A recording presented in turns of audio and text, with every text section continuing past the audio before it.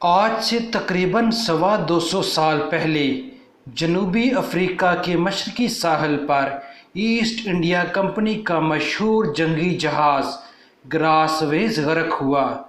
اس زمانے میں انگریز ایسٹ انڈیا کمپنی کے ذریعے برصغیر پاک و ہند پر قبضہ کر چکے تھے۔ مغلیہ حکومت صرف لال قلعے تک محدود ہو کر رہ گئی تھی۔ انگریز جہازوں میں برصغیر کے راجاؤں، نوابوں اور بادشاہوں کے خزانے سمیٹ کر نہایت تیزی سے برطانیہ لے جا رہے تھے۔ گراس ویز ان دنوں ایسٹ انڈیا کمپنی کے تمام جہازوں میں سب سے بڑا تھا۔ اس پر 26 توپیں نصب تھیں۔ 96 لاکھ ڈالر کی قیمت کے ہیرے جواہرات، سونے اور چاندی کی بے شمار سلاحیں، خالص سونے کی بنی ہوئی اشرفیوں سے بھرے کئی صندوق اور شاہ جہاں بادشاہ کا تخت طاؤس اس جہاز کے ذریعے برطانیہ پہنچایا جا رہا تھا۔ ایک حادثے کے باعث افریقہ کے مشرقی ساحل کے قریب جہاز غرق ہو گیا۔ اس کے ساتھ ہی یہ تمام دولت بھی سمندر کی تہہ میں غرق ہو گئی۔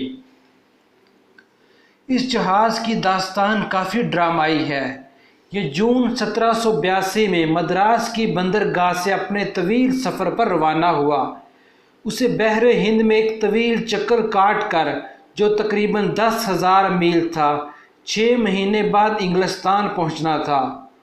مڈغاسکر کے قریب سمندر میں خوفناک طوفان آیا۔ ہوا کے جھکڑ چلنے لگے، اونچی اونچی لہریں اٹھنے لگیں۔ پھر مغرب کی جانب سے گہرا بادل آیا، جس نے جہاز کو اپنی لپیٹ میں لے لیا۔ سرکش موجیں جہاز کو اپنی منزل سے بھٹکا کر ساحلی چٹانوں کی طرف لے گئیں۔ کپتان نے ایڑی چوٹی کا زور لگایا کہ جہاز چٹانوں سے نہ ٹکرائے، مگر طوفان کی شدت کے سامنے اس کی ایک نہ چلی۔ یکایک ایک بہت اونچی لہر اٹھی اور جہاز کے پچھلے حصے سے ٹکرائی۔ جہاز چرخی کی مانند گھوم گیا اور بے پناہ دھماکوں کے ساتھ جہاز کے بادباں اور مستول گر گئے۔ عملے کے آدمی جہاز کے ساتھ بندھی کشتیوں کو کھولنے لگے۔ اچانک جہاز چٹانوں سے ٹکرایا اور اس کے 2 ٹکڑے ہو گئے اور جہاز سمندر میں غرق ہو گیا۔ کپتان نے مسافروں کو کشتیوں کے ذریعے ساحل پر پہنچایا۔ یہ مصیبت جنگلی افریقی باشندے تھے، جنہوں نے ان مسافروں کو سونے کے بدلے امان دی، لیکن جہاز کے کپتان نے رات کو سونا بچانے کے لیے اس قبیلے سے فرار کی کوشش کی، جس کے نتیجے میں کچھ لوگ راستہ بھٹک کر جنگل میں بھوک اور پیاس سے مر گئے۔ کچھ لوگوں کو افریقیوں نے قتل کر دیا۔ صرف 2 آدمی 1700 میل فاصلہ طے کر کے قریبی برطانوی نو آبادی تک پہنچنے میں کامیاب ہوئے۔ سفید فام عورتوں کو جنگلیوں نے تقسیم کر لیا اور ان کو بیویاں بنا لیا۔